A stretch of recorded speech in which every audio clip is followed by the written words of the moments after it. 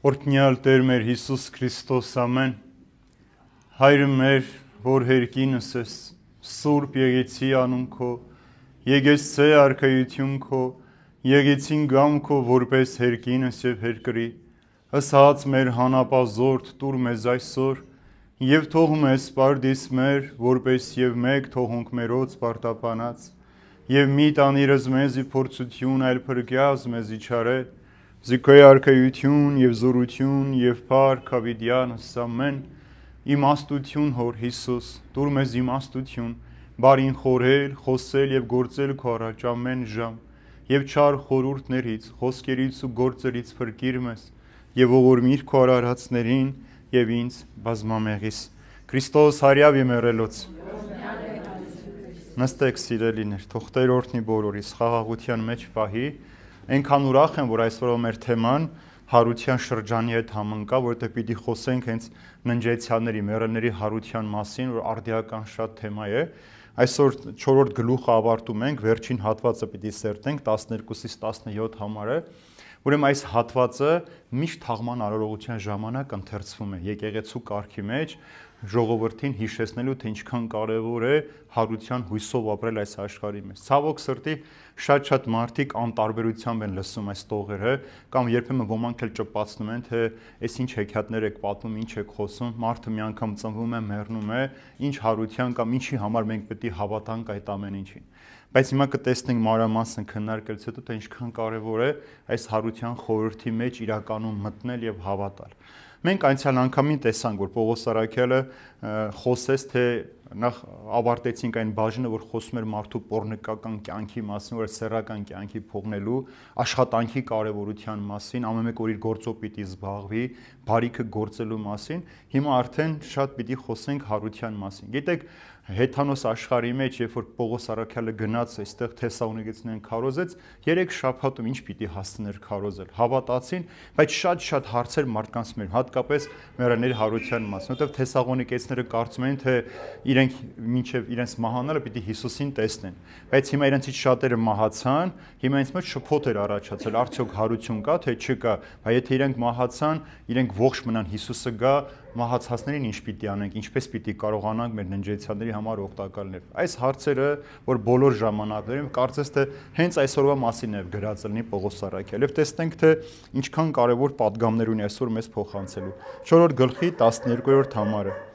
Եղբայրներ, չեմ ուզում, որ անգետ լինեք ննջեցյանների մասին, որպեսզի չտխրեք, ինչպես որ ուրիշները, որոնք հույս չունեն։ Ուրեմն տեսեք, ասում եմ, ուզում եմ ննջեցյանների, ոչ թե մեռելների, ասում եմ, շատ կարևոր է այստեղ բառը ճիշտ ընկալել։ Ննջեցյանների մասին ճշմարտություն իմանանք, որպեսզի չտխնենք այն մարդկանց պես, ովքեր որևէ հույս չունեն։ Ուրեմն արդեն ասացի, որ Թեսաղոնիկեցիները հավատալով Պողոս Արաքյալի խոսքին, վստահ են, որ մինչև իրենց մահանալը Քրիստոս պիտի գա, շուտով Հիսուս վերադառնալու է եւ սպասում են։ Ու հանկարծ իրենց մեջ հավատացյալ մարդիկ մահացան եւ մարդկանց մեջ շփոթ առաջացավ, բա ինչ պիտի լինի ննջեցյանների հետ։ Այսօրվա մարդն էլ Երբ որ իր ընտանիքի մեջ ամեն ինչ լավ է, խաղաղ է, իրենք առողջ են, երջանիկ են, հավատալը շատ հեշտ է, բայց հենց որ մի հարազատ են կորցնում ժամանակի շուտ, այս մարդկանց հավատքը փշրվում է, սուգը, տրտմությունը, լացը իրենց անբաժան ընկերն է դառնում։ Հիմա տեսնենք, թե ինչ է ուրեմն այսօր մեզ Պողոս Արաքյալը սովորացնում։ Ուրեմն պետք է ինչ իմանանք, որ հեթանոս աշխարհի մեջ, հատկապես հունական աշխարհի մեջ, իրենք հույս չունեին սիրելիներ, իրենք առանց հարության հույսի են ապրում։ Եվ ընդհանրապես աշխարհի մեջ էլ մինչև Քրիստոսի գալը մարդու համար մահը վերջակետներ ամեն ինչով վերջանում էր։ Այսօր էլ անհավատ մարդու համար իր ապրած կյանքն է, ապացույցը վկայություն իր կյանքի, մահից հետո ոչ մի բան իրեն չի սպասում։ Եվ ուրեմն մի անգամ էլ երբ որ տեղել են, ինչ են գտել, հեթանոս մի գերեզման են բացահայտել, վրան այսպիսի գրվածք եղել, սիրելիներ. չկայի, հիմա կամ վաղը չպետք է լինեմ, հոգս չէ։ Հասկացաք ինչ էր գրված։ Չկայի, հիմա կամ վաղը չպետք է լինեմ, հոգս չէ։ Նրանց համար միայն սա էր կյանք, ուրիշ ոչ մի բան։ Ուրեմն այսօր էլ մարդիկ կան, որ չկայի, ծնվեցի, հիմա կամ վաղ ինչ կլինի, հոգս չէ։ Այսօր էլ անհավատ մարդիկ այսպես են ապրում, որ ասում են դե մի կյանք ենք ապրում, պետք է ուտենք, խմենք, բոլոր հաճույքներից օգտվենք։ Շատ հաճախ է որ երիտասարդներին եմ խոսում առանձին զրույցների մեջ, ասում են Տեր ջան, դե Աստված եթե տվել է այս ամեն ինչը, ոնց չօգտվենք այս ամեն ինչից։ Իրենց թվում է թե երբ որ դու մեղքի կյանքը օգտվեցիր, այդ սխալ ընթացք ապրեցիր, դա քեզ երջանկություն պիտի բերի։ Ուրեմն հեթանոսներն էլ այսպես էին ապրում։ Ուրեմն մահը ինչ էր, սիրելիներ, հետևանք էր մեղքի, եւ մեղքը ցավեցնում է մարդուն։ Ուրեմն մեղքը մահվան հետ, մահը մեղքի հետևանքներ, չէ՞, ինչպես շարականի մեջ են երգում, պտղի ճաշակումով ճաշակեցինք նաև մահվան դառնությունը։ Ուրեմն Ադամն ու Եվան, որ անմահ էին ստեղծված, իրենք ցավ չպիտի տեսնեին, տխրությունը, վիշտը չպիտի իմանային ինչ էր, մեղքի պատճառով նաև այս կյանքից եկող տառապանք եւ մեղքի դառնությունը մահը մարդը ճաշակեց եւ մարդը դարձավ մահկանացու։ Լացելը եւ սքալը մեղք է թե մեղք չի, սիրելիներ։ Լացելը ննջեցերը մեղք է թե մեղք չի։ Մեղք չի, ինչու, որովհետեւ Հիսուս ինքը լացեց, չէ՞, հիշում եք Ղազարոսի համար լաց եղավ։ Ուրեմն լացը եւ սքալը ոչ թե պետք է մեր կյանքի մեջ հաղթի, ինչպես շատերի մեջ սև շոր են հագնում, սուքի մեջ են մտնում, այլևս իրենց մյուս զավակների համար, երբ որ հատկապես ծնողը զավակ է կորցնում, չեն ուրախանում, ամբողջ կյանքում տխուր, բարկացած բոլորի վրա։ Սա ինչ է, որ քո մեջ հարության հույսը չկա։ Ուրեմն հարության հույսը պիտի հաղթի այս բոլոր տառապանքները։ Լացելը եւ սքալը կարեւոր է, որովհետեւ մենք ոչ թե լացում ենք նրա համար, որ մենք կորցրեցինք, մենք նրա կարոտի համար ենք լացում, որ այս մարդուն այլևս ֆիզիկապես չենք տեսնելու, չենք լսելու, չենք խոսելու, իրենով չենք ուրախանալու, մենք սրա համար ենք լացում։ Բայց հոգեվոր կյանքի մեջ այդ հոգեվոր ներքին ուրախությունը, որ մարդը հավիտենություն է գնում։ Օրինակ հрьяաների մեջ հետարքիր սովորություն կա, երբ որ երեխան ծնվում է, իրենք լաց են լինում։ Մի տարբերություն մեջ, չէ՞, մենք մեծ քեֆ, ուրախություն, հարևան, բարեկամներ հավաքում, ուրախանում ենք, իրենք հակառակը լացում են, որովհետև մարդը եկավ այս մեղավոր աշխարհ, տառապանք ու ցավ պիտի տեսնի։ Երբ որ մարդը մահանում է, իրենք ուրախանում են, որովհետև մարդը մահացող գնում է Աստծո մոտ։ Եվ մենք էլ այդպես ենք վարվում, իբրև քրիստոնյաներ։ Մենք թեև լացում ենք, սգում ենք իբրև քրիստոնյաներ, բայց հավիտենական հույսով մենք ուրախ ենք, որ այս մարդը, որ հավատացել է, իր հավատքով գնում է դեպի հավիտենություն։ Եվ մենք հուղարկավորության կարգի մեջ, այսպիսի տան կարգի մեջ շատ մի գեղեցիկ տող ունենք աղոթում, ասում է Տեր Աստված, ընդունիր այս մարդուն, ով իր պանդխտության, այսինքն օտարության ժամանակ այս աշխարհը ավարտեց եւ կրկին վերադառնում է քեզ մոտ, որտեղ չկա ցավ, հիվանդություն եւ ոչ էլ այս աշխարհի կեղծ պատրանքները, սուտը։ Այս մարդուն ընդունիր եւ քո հրեշտակների գնդին խառնիր, որպիսի կարողանան ցնծա եւ ապարել։ Ուրեմն տեսեք, գնում է ցնծալու, ապարելու հրեշտակների հետ։ Սա անհավատ մարդու համար անհասկանալ է, ոնց կարող է մարդը մահանալ, մենք ուրախնենք, որ ինքը գնաց, բայց չէ որ Հիսուսի մոտ ենք ճանապարհում մարդուն։ Ինքը իր հավատքի համաձայն գնում է հավիտենական կյանքը վայելելու։ Ուրեմն հասկանալի է, որ մենք ինչ ենք անում, կորստի համար ենք մեր վիշտը, ցավը, սակայն հավիտենական կյանքի հույսը երբեք այս ամենը պիտի թույլ չտա, որ հաղթվի, այս ցավը մեր մեջ կրի։ Այսօր շատ մայրեր կան, որ որդեկորույս, որ վախենում են տանից դուրս գան, ժպտալ, ծիծաղել, որովհետև կողքի մարդիկ այլ ձևով են նայում եւ բամբասանքը տեսեք երեխա է կորցրել, դեռ ժպտում է, բայց չէ որ այս տան էլի երեխաներ կան, այդ ծնողը մեկ զավակի համար չի ապրում, մեկ հոգու համար չի ապրում, կամ եթե դու միայն նրա համար ապրես, կնշանակի որ դու մյուսներին չես սիրում։ Քո ժպիտը, քո ուրախությունը չի խանգարում քո սուքը, քո ցավը կրելու, որովհետև այդ սուքը երբեք չի անցնում քո կյանքի մեջից։ Եվ ինչպես մարգարեության մեջ է ասում Տերը, աշխարհում ամենասարսափելի ցավը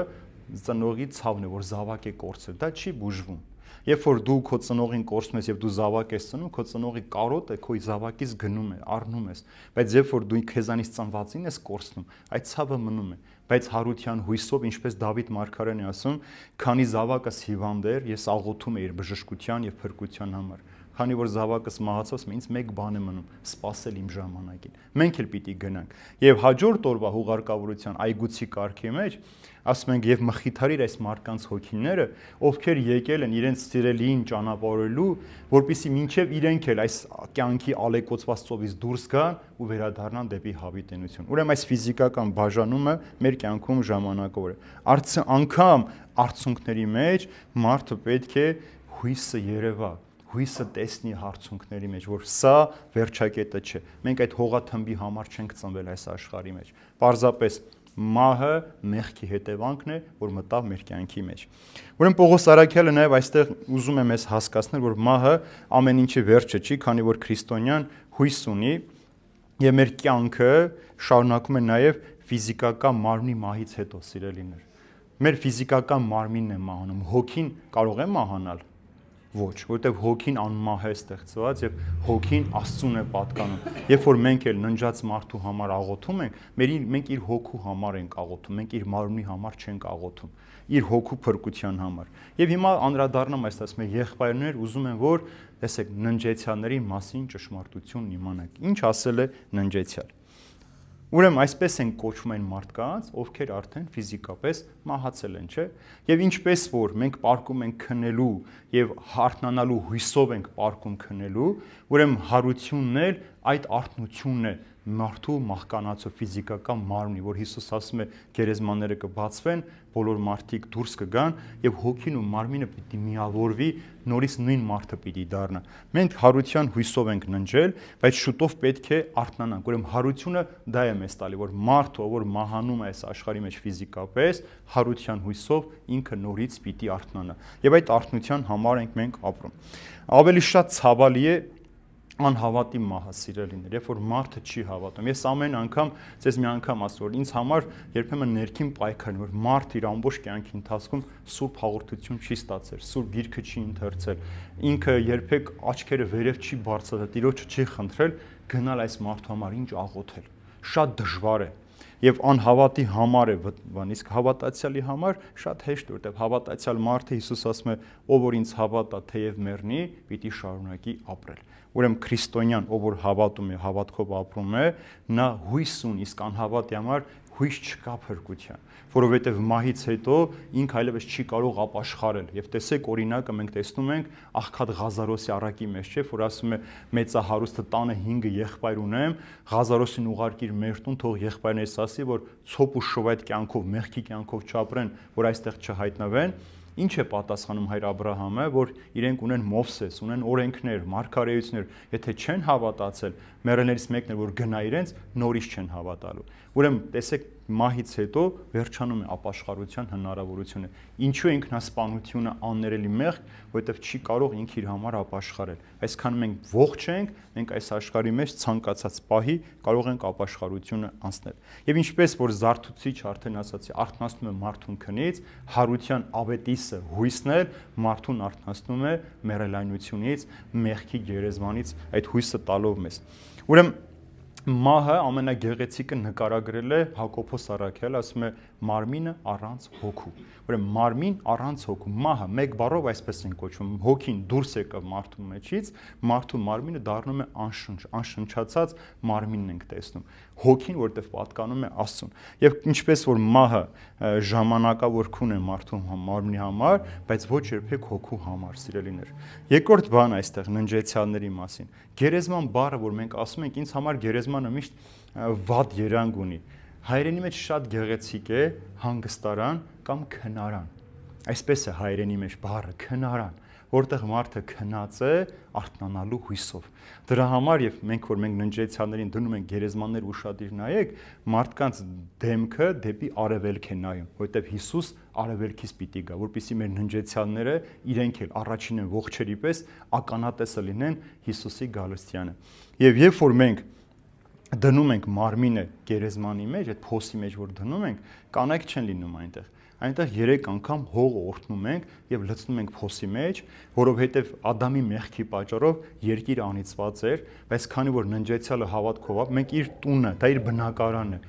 բնակարանամուտ ենք անում, դա նորթնեքի կարգն է, սա օրհնում ենք, նոր մարմինը դնում ենք օրհնության մեջ, երբ որ հողն էլ ծածկում ենք, 3 հատ խաչի նշանով կնքում ենք գերեզման, ասում ենք թող այս կնիքը անշարժ մնա այս գերեզմանի վրա մինչև Քրիստոսի գալուստը։ Ինչպես որ դրա համար մենք տապանակար ենք, չէ՞ ասում, տապան ենք ասում։ Ինչպես որ Նոյը իր ընտանիքով մտավ տապանի մեջ, Աստված ինքը դուռը փակեց, որ մարդիկ չբացեն, այնպես էլ գերեզմանափոսի թումբը մենք կնքում ենք, որպեսզի ոչ ոք ձեռ չտա, նախ չարը սատանան ինքը չմտնի այնտեղ այդ օրհնված մարդու տարածքը, բնակարանը պղծելու, հետո մարդու ձեռքը չդիպչի, մինչև Քրիստոսի գալուստը, որ Քրիստոսի հրամանով բացվի այդ ամենը։ Ուրեմն տեսեք ինչքան գեղեցիկ է հանգստարան եւ ննջեցյալ եւ վերջին բառն էլ որ մենք օգտագործում ենք, ինչ ենք ասում, թաղման փոխարեն գեղեցիկ հուղարկավորություն։ Դա նշանակում է ճանապարհ դնել կամ ճանապարհ բացել։ Ուրեմն մենք մեր ննջեցյալին ճանապարհում ենք դեպի հանգստարան, քնարան, սпасելու Տիրոջ ձայնը, ինչպես որ հիմա կտեսնենք վերջին համարի մեջ, երբ որ շեփորը հնչի, հրեշտակապետը ձայնի, Աստծո հրամանը լսվի, բոլորը դուրս պիտի գան եւ առաջինը ննջեցյալները պիտի հարություն առնեն։ Հիմա այդ հատվածն է, որ տեսեք, հասկացաք, ինչու է ամեն ասում, որ ուզում եմ այն հույս ունենաք, որ այն մարդկանցից տարբերք ովքեր հույս չունեն։ Այսօր էլ անհավատ մարդիկ հույս չունեն, հեթանոս աշխարհում առավել եւս։ Մենք քրիստոնյաներս տարբերում ենք մեր հույսով, որովհետեւ գիտենք այդ ճանապարհը մենք անցնում ենք դեպի հավիտենական կյանքն է։ 13-րդ համարը։ Եթե հավատում ենք, թե Հիսուս մեռավ եւ հարություն առավ, այդպես էլ Աստված Հիսուսի միջոցով ննջեցյալներին եւս կյանքի պիտի բերի նրա հետ։ Ինչպես կարելի է վստահ լինել, թե հարություն ենք առնելու։ Սա հարց է, չէ՞, ինչպես կարող ենք վստահ լինել։ Ուրեմն առաջին փաստարկը Աստծո խոսքին հավատալն է, չէ՞։ Կիրակի օրն ասացի, որ առաջին, երկրորդ, երրորդ դարի նահատակները իրենք վկայություններ չունեն, իրենք միայն հավատացել էին Աստծո խոսքին, որ Հիսուս ասել էր հարություն պիտի առնեք, ես եմ կյանքը, ճշմարտությունը, հարությունը։ Եվ հիշում եք, երբ որ Ղազարոսին, երբ որ Հիսուս եկավ, քույրը ասում է Տեր, եթե դու այստեղ լինեիր, եղբայրս չէր մահանա։ Հիսուսը քո եղբայրը չի մահա, ասում է ես գիտեմ, որ երբ որ դու գաս, ասում է բայց ես իսկ եմ ճանապարհը, ճշմարտությունը, կյանքը, ես իսկ եմ հարությունը։ Ուրեմն առաջինը Աստծո խոսքի հանդեպ վստահությունն է։ Երկրորդը վստահ ենք, որ Հիսուս մեռավ ու հարություն առավ։ Մենք վստահ ենք, հավատում ենք, այ շատ կարևոր է այս խոսքը, որ դու վստահ ես Հիսուս մեռավ ու հարություն առավ։ Շատ քրիստոնյաներ չեն հավատում այս խոսքին, ցավոք սրտի։ Իրենք հավատում են Քրիստոսին, հավատում են Սուրբ Գրքի խոսքին, բայց հարությանը չեն հավատում։ Որտեւ ասում են, մինչև այսօր չտեսանք մեկին, որ այնտեղից գար եւ ասեր այնտեղ կյանքը։ Բայց Հիսուս ինքը եկավ այնտեղից, ցույց տվեց Թովմասին, ասես Թովմաս, արի ձեռքերը դիր, տես իմ խոցված կողերը եւ ասում է անհավատ մի եղիր, այլ հավատացյալ։ Ուրեմն այս կասկածանքը մարդու մեջ միշտ էլ պիտի լինի։ Դրա համար հարության մասին խորհուրդը շատ դժվար այսօր ընկալել մարդուն, բայց եթե ձեր մեջ բնակվում է նրա հոգին, ով հարություն տվեց Հիսուսին մեռելներից, ապա եւ ով հարություն տվեց Քրիստոսին մեռելներից, կկենթանացնի ձեր մահկանացու մարմինները ձեր մեջ բնակվող հոգով։ Եթե միայն այս կյանքի համար ենք հույս դրել Քրիստոսի վրա, ողորմելի ենք, քան բոլոր մարդիկ։ Տեսեք Պողոս Արաքյալի տարբեր տեղերի խոսքերն են, ասում է, եթե չենք հավատում մեռելների հարությանը, նշանակում է մենք զուր ենք քարոզում, դուք էլ զուր եք հավատում։ Այսինքն ձեր հավատքը ոչ մի բանի պետք չի, եթե չենք հավատում այդ խորհրդին։ Մենք այս խորհրդով ենք հավատում իբրև քրիստոնյա, որ Քրիստոս մեռավ ու հարություն առավ։ Հետաքրքրական է այստեղ հիմա մի բան։ Պողոս Արաքյալը տեսեք, մեզ ասում են ննջեցյալներ, բայց Հիսուսի մասին ասում է մեռավ ու հարություն առավ։ Ինչպես հասկանանք Հիսուս ինչու մեռավ։ Մահը ինչ էր, մեղքի վարձն էր։ Ուրեմն Հիսուս ինչ արեց, մեռավ մեզ համար, ինչու, ինքը չննջեց, մեռավ։ Հիսուս մեր մեղքերը վերցրեց, որտեղ գինը դա էր, մեռավ մեզ համար, որպեսզի հարություն առնի, որ նոր մենք կարողանանք արդարանալ։ Հիսուս դրա համար մեռավ, բայց մենք ննջեցինք, որտեղ Հիսուս իբրև փրկագին իր կյանքը տալիս էր մարդկանց վրա, մեղքերի համար։ Քանի որ մեղքի վարձը մահն էր, ուրեմն Հիսուս էր մեր բոլորի մահը իր վրա վերցրեց, իսկապես մեռավ, որպեսզի մեռնելով մեզ հավիտենական կյանք տա։ Հիսուս մեռավ մեզ համար։ Տեսեք, ինչ գին է Աստծո որդին մեռնում է մեղավոր մարդու համար։ Աստծո որդին մեռնում է իրեն մերժողի համար։ Աստծո որդին մեռնում է իրեն չհավատացողների համար։ Մեռավ, որպեսզի մեր մեղքերը վերցնելով մեզ արդարացնի եւ ազատագրի։ Եվ ինչու պետք է մարդը նաեւ ննջի, սիրելիներ։ Պողոս Արաքյալը Կորինթացնի նամակի մեջ մի գեղեցիկ հատված ունի, ասում է մարդը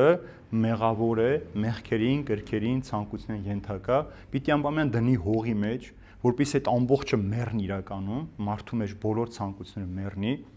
փթի, հետո սերմի հատիկի պես ծլի եւ հարություն առնի։ Եվ ասում է այդ ժամանակ արդեն ինքը պիտի լինի արևի պես շողացող դեմքով եւ անկողոպտելի զարդերով զարդարված։ Այսինքն մահը, հիվանդությունը, ցավը, մեղքը այլևս հարության մարմնով մարդուն չի կարող իշխել։ Երբ որ մենք հարություն առնենք, այս նույն մարմնով պիտի լինենք, սիրելիներ, բայց այս մարմինը արդեն անապական պիտի լինի, փառավորված մարմին պիտի լինի եւ մեղքը չի կարող ներգործել այստեղ։ Ինքը մեղքից արդեն պաշտպանված պիտի լինի։ Դրա համար մենք հող ենք, հող պիտի դառնանք, որպեսզի մեռնի մեղքը, հետո հառնենք, որպեսզի ներկայանանք ճշմարտությամբ։ Եվ Հիսուսը այս օրինակը բացատրում է Հովհաննեսի ավետարանի մեջ, ասելով, որ ինչպես սերմի հատիկը ընկնում է հողի մեջ, մինչև չի մեռնում, չի ծլում, նոր հասկ չի դառնում, այնպես էլ մարդը մինչև հողի մեջ չդրվի, չի կարող հարություն առնել հավիտենական կյանքի համար։ Ուրեմն սա անհրաժեշտություն է յուրաքանչյուր մարդու համար, որ ննջի։ Հիմա շատ հաճախ մարդիկ, որ պատկերացնեն, ես օրինակը բերում եմ, երբ որ մարդը գնում է վիրահատության, ինչ են անում։ Իրենք քննեցնում են, չէ՞։ Մենք այդ ընթացքում ինչ որ բան զգում ենք, տեսնում ենք, լսում ենք, մեկ էլ արթնանում ենք, ամեն ինչ վերջացած, չէ՞։ Մահն էլ այդպես է։ Մեզ թվում է, թե մենք մեռնում ենք, բայց մենք քնում ենք նորից այդ ձևով։ Արդեն հոգևոր այս քունը գալիս է մեր վրա, որպեսզի մեր մարմինը մեռնի մեղքի համար, երբ որ մենք արթնանանք, մեր հոգին ու մարմինը միավորվեն, արդեն կատարյալ դարձած հավիտենական կյանքի համար։ Այս նույն մարմնով կատարյալ պիտի լինենք։ Սա է մահվան ամբողջ բանը։ Քնում ենք ժամանակը, ինչպես որ վիրահատությունից առաջ մեզ քնեցնում են։ Ուրեմն Քրիստոսին հավատացողներն են ննջում եւ ոչ թե մեռնում։ Եվ ինչ է ասում Սուրբ գրքի մեջ, ասում է մահը կուլ գնաց հաղթությանը։ Ուր է մահ քո հաղթությունը, ուր է գերեզման քո խայթոցը, տեսեք, ուր է քո խայթոցը, գերեզման, ուր է մահ քո խայթոցը, չկա, այլևս հաղթված է, քանի որ մենք վստահ ենք հարության հույսով։ Եվ քանի տեսակ մահ կա այս մեր կյանքում, օրինակ, քանի տեսակի մահ կա, սիրելիներ, աշխարհում երբեք մտածել եք քանի տեսակի մահ կա։ Սուրբ Գիրքը թե ծայրի սեր կարդաք, կհանդիպեք 3 տեսակ մահվան։ Առաջինը ֆիզիկական մահն է, երկրորդը հոգևոր մահն է, երրորդը հավիտենական մահն է։ Հասկացա՞ք, ֆիզիկական, հոգևոր եւ հավիտենական։ Հիմա խոսեմ ամեն մեկի մասին առանձին։ Ադամն ու Եվան ինչ արեցին, երբ որ պտուղը ճաշակեցին, մեղք գործեցին, իրանք ինչ արեցին։ Մահկանացու դարձան, չէ՞։ Իրանք հավիտենական են, այսինքն ֆիզիկական մահը մեղքի հետևանքով էր մտավ մեր մեջ։ Ադամն ու Եվան անմահ էին։ Իրենք դարձան ֆիզիկական, այսինքն դարձան մահկանաց եւ Աստված իրենց կյանքը քանի տարի սահմանեց 1000 տարի։ Ադամը ապրեց քանի տարի 930 տարի։ Այսինքն ֆիզիկական մահը մտավ կյանք, մարդու կյանք։ Հետո կամած մեղքի պատճառով մարդու կյանքի տարիները կրճատվեն։ Որ կարդում ենք Աբրահամը 100 տարեկանում զավակ ունեցավ, զարմանում ենք, չէ՞, բայց մարդը այն ժամանակ երկար էր ապրում։ Հետո այսօր աշխարհում մարդը ապրում է միջինը 60-ից 70 տարի եւ Շեմը ցավոք սրտի նվազում է այսօր աշխարհի մեջ։ Ուրեմն ֆիզիկական մահը սա է սիրելիներ, որ այս հողեինք եւ Աստծո հրաման Ադամին ու Եվային եղավ։ Հողեիք եւ հող պիտի դառնանք։ Սա ֆիզիկական մահն է, որով ինչն է մահանում մեր մարմինը։ Ապրեք։ Ուրեմն մարմինը մահանում է։ Երկրորդ հոգեվոր մահը որն է, սիրելիներ։ Հոգեվոր մահ նշանակում է Աստծուց բաժանված լինել։ Հիմա Ադամն ու Եվան, երբ որ մեղքը գործեցին, իրենք հոգեվոր մահ ճաշակեցին, թե չէ։ Բաժանվեցին, ֆիզիկապես չմեռան, չէ, բայց հոգեվոր Աստծուց բաժանվեցին, այսինքն հոգեվոր մահ տեղ ունեցավ իրենց կյանքի մեջ։ Ուրեմն մեղքը մեզի բերում է հոգեվոր բաժանում։ Այն մարդը, որ մեղքի պատճառով Աստծուց բաժանվում է, ինքը հոգեվորապես մահացած է։ Մենք այդպիսի մարդկանց մեր կյանքում շատ ենք, չէ՞, հասնում ենք այս մարդը քայլող մեռել, այսինքն այնքան չարություն կա, ատելություն կա, մեղք կա այնքան իր կյանքի մեջ, որ ինքը կենթանության նշան չունի, մարդկություն չկա իր կյանքի մեջ։ Քանի որ ասում եմ մեր մարմնավոր խորհուրդները, մեր մտածումները մահ են բերում։ Մարմնավոր խորհուրդը մարդու համար մահ է։ Ուրեմն Ադամը պտղի ճաշակումով մեռավ հոգեորապես, արդեն ասացի, քանի որ ինքը բաժանվեց Աստծուց։ Ուրեմն Աստծուց բաժանվելը հոգևոր մահն է։ Երրորդը հավիտենական մահ է, ուրիշ անունով կոչվում է երկրորդ մահ։ Սա ամենավտանգավորն է։ Ես այդ մահից վախենում եմ, սիրելիներ, որ հանկարծ հարությունից հետո ես երկրորդ անգամ հավիտենապես մահանամ։ Ինչ է լինելու այդ ժամանակ։ Այն է, որ մարդ երբ հոգեորապես Աստծուց բաժանվում է, ապրում է մեղավոր կյանքով, հետո Հիսուսի գալստի ժամանակ անհավատ մարդը, երբ որ հարություն առնում, միանում են հոգին ու մարմինը, գերեզմանը բացվում է, դուրս են գալիս, Հիսուսը ասում է, ովքեր չարիք են գործել, պիտի մեռնեն հավիտենապես, իսկ ովքեր բարիք են գործել, պիտի ապրեն հավիտյան։ Ուրեմն այս հոգևոր մահի բաժանումը եւ ֆիզիկական մահը, որ անհավատությամբ ապրած է, դատաստանի ժամանակ կարող է բերել արդեն երկրորդ հավիտենական մահվան։ Ուրեմն այս առաջին մահը մեր ֆիզիկական ժամանակավոր է։ Մենք սրա համար չենք վախենում, որտեղ գիտենք անպայման նորից պիտի արթնանանք։ Բայց երբ որ հարություն առանք ու հանկարծ կանգնեցինք Տիրոջ առջև գալստյան ժամանակ, չկարողացանք, դժոխքի կրակների մեջ պիտի այրվենք։ Օրինակը 10 կույսերի առակն է, որ 5-ը իմաստուն են, 5-ը հիմար են, ասում է գնացեք, ես ձեզ չեմ ճանաչում։ Ուրեմն սա շատ կարևոր է գիտակցել մեր կյանքի մեջ, որ մենք անպայման պիտի պատասխանատվությունը կրենք մեր արած գործերի։ Չկա մի մարդ, որ այս աշխարհում նույնիսկ իր հաշիվները մինչև չի փակում, չի գնում այս աշխարհից։ Երբ որ մենք շատ հաճախ տեսնում ենք տանջվող, տառապող մարդիկ, որ հոգեվարքի մեջ են, չեն մահանում, միշտ անդրադարձ է, որ խնդիր ունի ինքը հոգին ավանդելու։ Ես շատ շատերին տեսել եմ, որ ասել եմ, ի՞նչ է հետդ կատարվում, ասել է թույլտվություն չեմ ստանում, թույլ չեն տալիս մտնեմ, սպասում եմ։ Եվ հարազատն ասում որ նստեք կողքը լացելու փոխարեն աղոթեք։ Ես հիշում եմ, մի օր գիշերով զանգեցին, որ Տերը շուտ հասի մահանումա, գնացի արդեն շատ վատ ձայներ էր անում, խրխրացնում էր, ձեռքը բռնեցի, ասեցի կարգը կատարել, 3 րոպեով սկսեց նորմալ մեր շնչել, հանգիստ, խաղաղ, ոնց որ քնած լիներ։ Հաղորդությունը տվեցի, ձեռքը բռնեցի, շարունակի աղոթել, այսպես զգացի, ինձ երակները sense խաղացին ու մեկ էլ ննջեց։ Ոտքերը ձգեց, ուղեղացրեց ու քնեց։ Տեսեք, սպասում էր այդ մեղքերի թողությանը։ Իմ պապս, իմ հարազատ պապս, հայրս զանգեց, ասաց որ լավ չի, մինչև հասնի, ասաց շատ վատ է վիճակը, ասի մի հատ հեռախոսը դիր ականջի։ Ես հեռախոսով իր ականջին աղոթք արեցի, մեղքերին թողուն, երբ որ ասացի ամեն, պապիկը հոգին ավանդեց։ Կամ այդ ժամանակ սովորությունը մարդու կրծքավանդակի վրա խաչ են դնում, ավետարան են դնում, որպեսզի չար հոգիները չգան հոգին գողան, որտեղ այդ պահին պայքար է գնում հրեշտակները դևերի միջև, թե հոգին ում պիտի պատկանի։ Երբ որ դու աղոթք ես անում, այս մարդուն սրբում ես, իրեն մաքրում ես, որպեսզի հանկարծ դևերի բաժին չդառնա։ Ուրեմն այս վտանգավորը սա է, որ Աստծո առջև կանգնելուց պիտի Տեր ասի, ես ձեզ չեմ ճանաչում։ Մկրտված եք, քրիստոնյայի կյանքի մի քիչ ապրել եք, խաչ եք կրել, մոմ եք վառել, այս եք արել, բայց ձեր սիրտը ինչ չի պատկանել։ Ձեր կյանքը հարության հույսով լեցուն չի եղել։ Ուրեմն այս սրանից մենք պետք է վախենանք։ 14-րդ համարը։ Մենք այս բանն ասում ենք Տիրոջ խոսքով։ Եթե մենք ողջ մնանք մինչև Տիրոջ գալուստը, չպիտի կանխենք ննջեցյալներին։ Այսինքն ննջեցյալներից առաջ չպիտի անցնենք։ Ուրեմն այս խոսքը մենք ասում ենք Աստծո։ Ուրեմն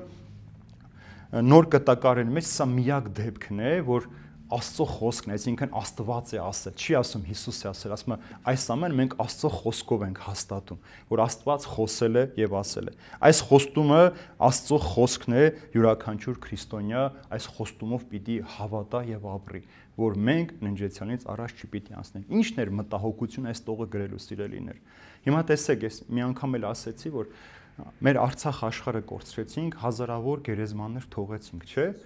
Մենք այդ հարության հույսով ենք սպասում, մենք իրենց չենք կորցնում, մենք հետ պիտի վերադառնանք հարության ժամանակ։ Եվ այստեղ է Թեսաղոնիկեցիները խնդիր ունեն, որ իմ հարազատը մահացել է մինչև Քրիստոսի գալը, բայց ինչ պիտի լինի։ Հիմա ասում է Աստծո խոստումն է, որ երբ որ Քրիստոս գա, մենք ննջեցյանից առաջ չենք անցնելու։ Ննջեցյանները մեզանից շուտ են հարությունը տեսնելու։ Ուրեմն սրան հավատացեք, որ հարություն պիտի լինի։ Երբ Հիսուս գա սկզբում, ուրեմն ննջածները պիտի հարություն առնեն, որտեղ երբ որ Տերը երկնքից գա, որ տեսնենք իջնում է, հարություն ննջածները գերեզմաններից պիտի տեսնեն իր գալուստը, հարություն պիտի առնեն։ Հիմա հարց, բա մենք ողջերս ինչ պիտի անենք։ Մի պահ մտածեմ, մենք ողջերս ինչ պիտի անենք։ Եթե մարդը պիտի անպայման մեռնի, հետո որպեսզի հարություն առնի։ Մենք էլ մի պահ պիտի մահանանք։ Մի ակնթարթային մահ պիտի ունենանք։ Հա,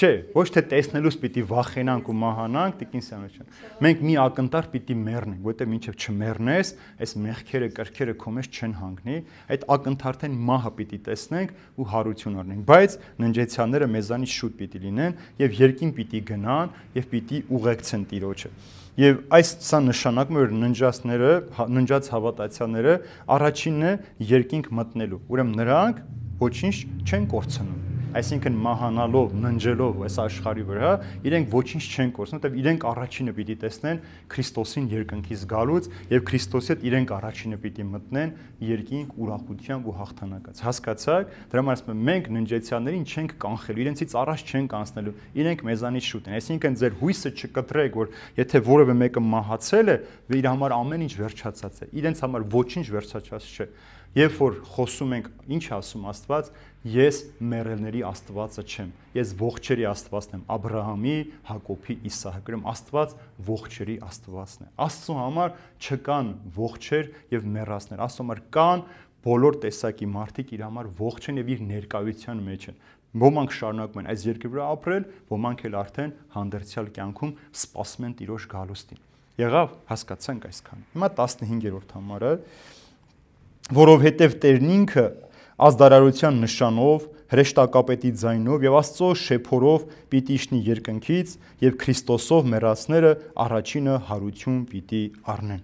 Ուրեմն այս համարը, որ հիմա այս ամբողջությամբ կարդացի, նկարագրությունն էր համարոտ Քրիստոսի գալստյան։ Ինչպես պիտի գա։ Հրամանը երկնքից պիտի լսվի,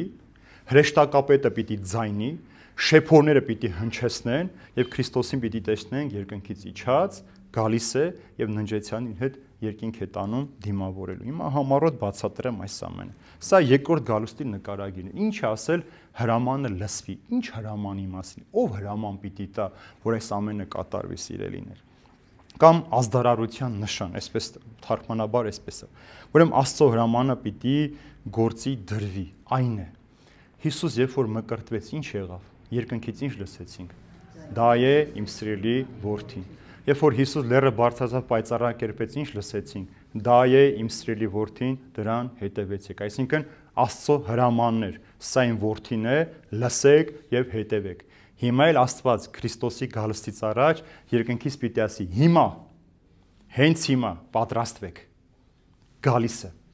Այսինքն դրա համար ասում է, երբ որ տեսնեք մարդու որդու նշանը երկնքում եւ գալիս է, ասում է ողբ ու կոծ պիտի անեն մարդիկ, որտեւ այլևս հնարավորություն չեն ունենալու ապաշխարելու։ Ակնթարթային պիտի գա։ Նշանները ցույց է տալիս, չէ՞ որ աստղերը պիտի թափվեն, լուսինը արևը պիտի խավարեն, երկաշար եւ վերջում ասում է բոլոր ազգերը ողբ ու կոծ պիտի անեն, որտեւ հրաման ասում է հենց հիմա Տերը գալիս է, ակնթարթային է, որ ասում են զանգում ենք, ասում ենք հենց հիմա տունը մարդ է գալիս ու խառնվում եք իրար, չէ՞, տանը ոչ մի բան չկա պատրաստված, մենք հենց հիմա գալիս ենք, ոչ մի բան պատրաստ չես։ Երբ որ գիտես, նախապես պատրաստվում ես, կամ զանգում են հենց հիմա ստուգող է գալիս, դու խառնվում ես, որտեղ պատրաստված չես քո մեղքերը սրբագրելու կամ բաստողումներդ ծածկելու։ Նույնն էլ այս պահին է, Աստծո հրամանը պիտի հնչի, հենց հիմա Տերը գալիս է։ Ուրեմն սա է, որ պետք է մենք իմանանք, որ Հայրն է հրաման տվողը եւ հիշում եք, երբ որ Հիսուսին հարցնեց, ոչ ոք չգիտի, ոչ օրը, ոչ ժամը, ոչ հրեշտակները, անգամ որդի, միայն Հայրը։ Ուրեմն միայն Հայրն է ասելու, հենց հիմա գալիս է, պատրաստվեք։ Երկրորդ ասում է հրեշտակապետի ձայնը պիտի հնչի։ Երբ որ թագավորը հնում անցյալում որևէ քաղաք պիտի գնար, ինչ էին անում։ Իրենից առաջ ովքեր էին գնում։ Մունետիկները, ինչ էին գոռում։ Պատրաստվեցեք, թագավորը գալիս է։ Ուրեմն հրեշտակապետի ձայնը այստեղ հայրերը ասում են, որ Միքայել հրեշտակապետն է նախ, որ Աստծո զորքերի հնամանատարն է, չէ՞ Միքայելը։ Ինքը պիտի ձայնի, որ պատրաստվեք, գալիս է, ինչպես որ Հովանես Մկրտիչ առաջին գալստյան ժամանակ, չէ՞, եկավ, ասում է, եկավ անապատողն կանչողի ձայներ պատրաստեցեք Տիրոջ ճանապարհը։ Ինքը եկավ կանչելու։ Եվ պատարագի ժամանակ խաչվառը, որ բերում ենք, դա է, որ Տերը գալիս է, պատրաստվեք։ Նա Հովանես Մկրտչին է խորհրդանշում եւ թագավորական դրոշն է, որ թագավորը, ուրեմն բոլոր փողոցները մտնում են, ձայնում են, թագավորը գալիս է, պատրաստվեք, ժողովուրդը դուրս են գալիս փողոցները կանգնելու թագավորին դիմավորելու համար։ Երրորդը, սիրելիներ, ասում է Աստծո շեփորը։ Երբ որ արդեն թագավորը գալիս էր, ինչ են անում, շեփոր են, չէ, հնչեցնում։ Այսօր էլ, երբ որ զորքը պիտի արթնանա, առավոտյան շուտ շեփորում են, չէ, շեփորը ձայնը տալիս են, արդեն գիտեն, որ դա արթնանալու ժամն է։ Ուրեմն այնպես էլ, երբ փողը հնչի, պետք է արդեն բոլոր մարդիկ, աշխարհի բոլոր ժողովուրդները պիտի համախմբվեն մեկտեղ սպասելու գալստյանը Քրիստոսի։ Տերը արդեն պիտի գա բոլորին ժամը։ Այդ ժամանակ արդեն ոչ ոք չի կարող ասել, չեմ լսել, չեմ տեսել, չեմ իմացել։ Թե խուլերը, թե քույրերը, թե մեռածները այս ձայնը պիտի լսեն։ Դրա համար ասում է, երբ որ հրամանը հնչի, հրեշտակապետը ձայնի, Աստծո փողը հնչի, Տիրոջը պիտի տեսնենք երկնքից իջնելուց գալիս է դեպի մեր մոտ։ Ուրեմն թե ողջերը, թե ննջասները պիտի ականատեսը լինեն Քրիստոսի գալստյան։ Սրանից հետո Հիսուս երկնքից պիտի իջնի, ինչի համար, այստեղ լսեցիք, մեզ ինչ անելու, դիմավորելու։ Ուրեմն Հիսուս գալիս է մեզ դիմավորելու, արդեն մեզ ընդունելու, մեզ դիմավորելու համար։ Երբ Հիսուս գա, առաջինը հարություն պիտի առնեն նրան հավատացած ու ննջած քրիստոնյաները։ Տեսեք ինչքան գեղեցիկ է, գալիս է Հիսուս դիմավորելու։ Ոչ թե ուղղակի գալիս է տեսնելու ինչ ենք անում, այլ գալիս է մեզ դիմավորելու, ասելու որ իմ հոր օրհնվածներ, եկեք մտեք իմ ուրախության մեջ, որ հավատքով ապրել եք այս աշխարհի մեջ։ Եվ երբ որ մենք կարդում ենք Մակաբայեցիների գրքի մեջ, այնտեղ շատ մի գեղեցիկ դրվագ կա, որ շատ եմ սիրում այդ տողերը, ասում է Հուդա Մակաբեն, երբ որ իր տասնյակ հարավոր ընկերներին պատերազմի դաշտում կորցրեց, ասում է ընծաներ հավաքեց, ոսկի ուղարկեց Երուսաղեմ, տաճարում զոհ մատուցելու աղոթեց, որովհետև վստահ էր, որ պատերազմում գեղեցիկ մահով ընկածները անպայման հարություն պիտի առնեն։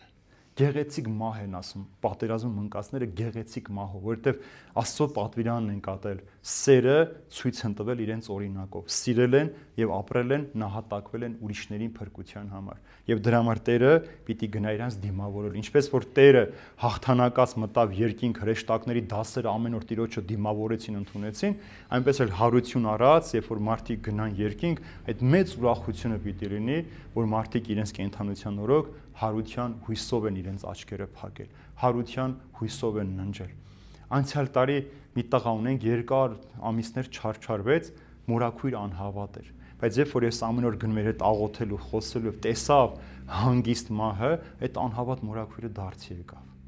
որ տեսավ թե ոնց կարող է աղոթքը եւ հարության հույսով ապրող մարդը փակել իր աչքերը առանց վախենալու, բոլորին օրհնեց ու ասեց՝ մի լացեք, գնում եմ խաղաղության մեջ ապրել, այլևս ցավ չեմ տեսնելու։ Ինչքան պետք է վստահ լինես, չէ՞, որ տառապանքի մեջ դու հանկարծ մահացողն ինքն է ողջերին հուսադրում, որ չվախենա, ես գնում եմ լույսերի մեջ բնակվելու համար։ 16-րդ համարը.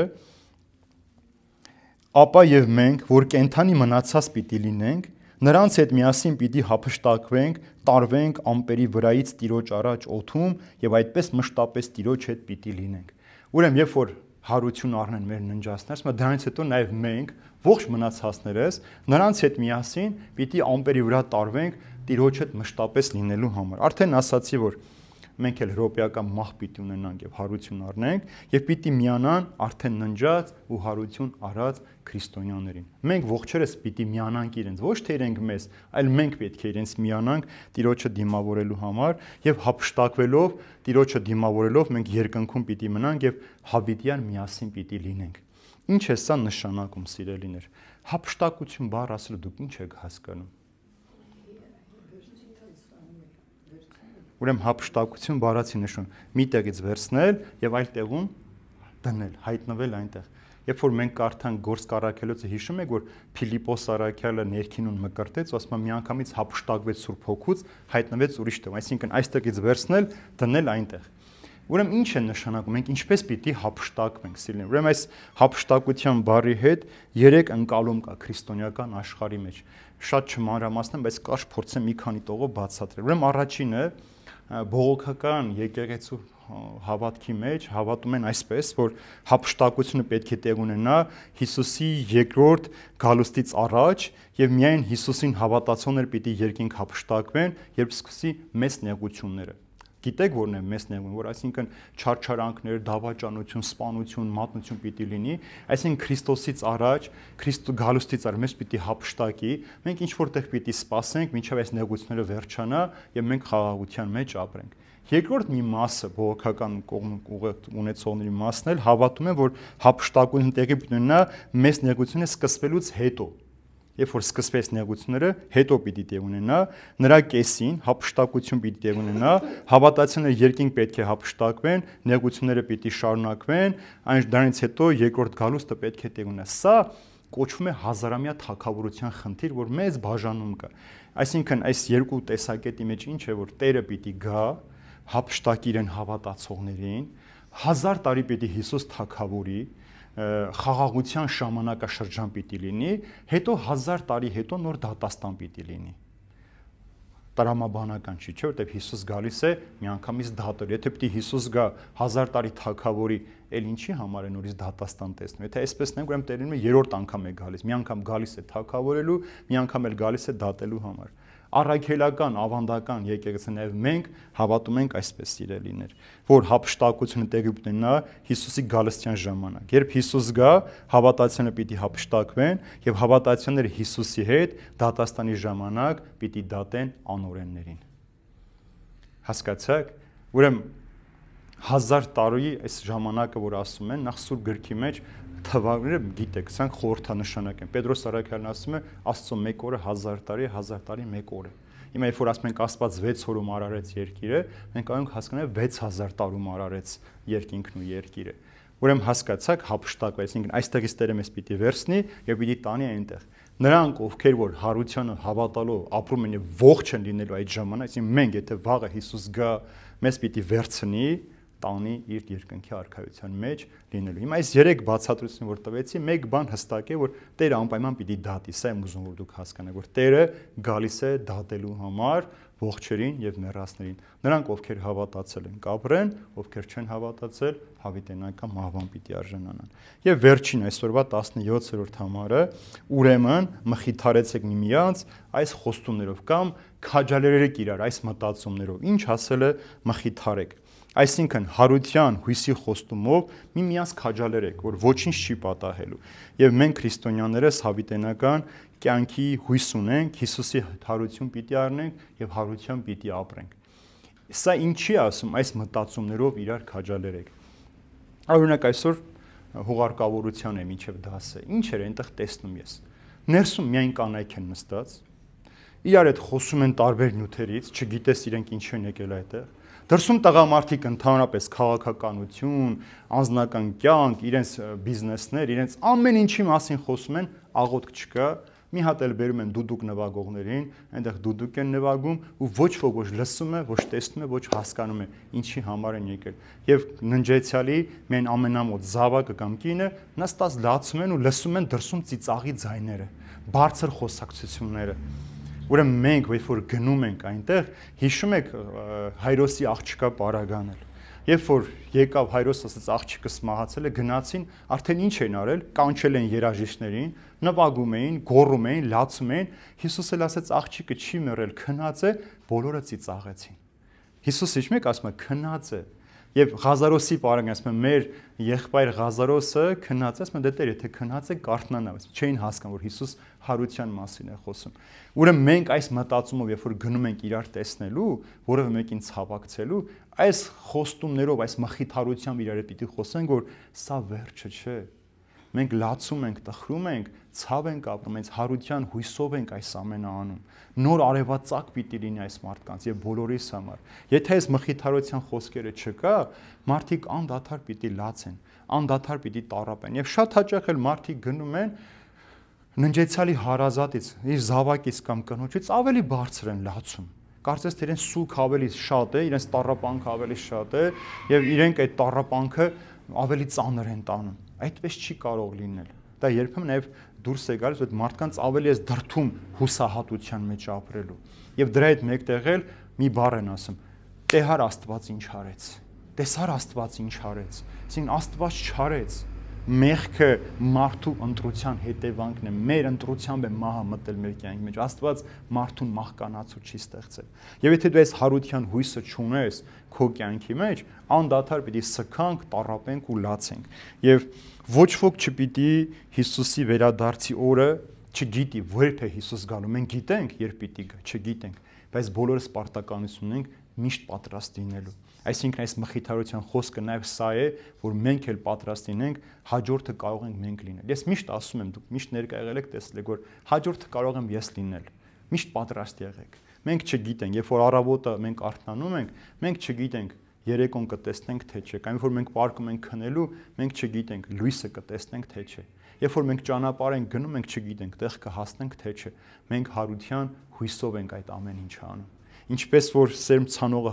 այդ հույսով է սերմը տնկում, ծառը հույսով ենք տնկում, անպայման պիտի կանաչի պտուղը տա, նույն գործներ մենք անում ենք մեր ննջեցյալների եւ մեր հոգիների համար։ Եվ տեսեք, ասում է Մարկոսի ավետարանի մեջ Հիսուս ասում է Զգույշ եղեք, հսկեցեք ու աղոթեցեք, քանի որ չգիտեք, թե երբ է ժամանակը։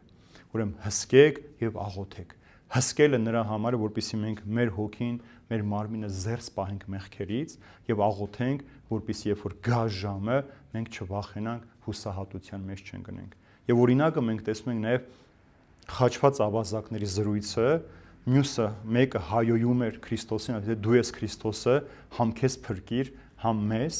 մյուսը հավատաց Տիրոջ, ասես Տեր, հիշիր ինձ, երբ որ գաս քո արքայությամբ։ Հрьяաները, որ անգիր գիտեին օրենքները, իրենք սպասում էին Մեսիային, փրկչին սպասում էին, բայց խաչեցին։ Հռոմեացի հայրապետ իր զինվորները, որ հեթանոս էին, չէին ճանաչում, ասացին իրոք, որ սա Աստծո որդին էր։ Տեսեք ինչքան տարբեր է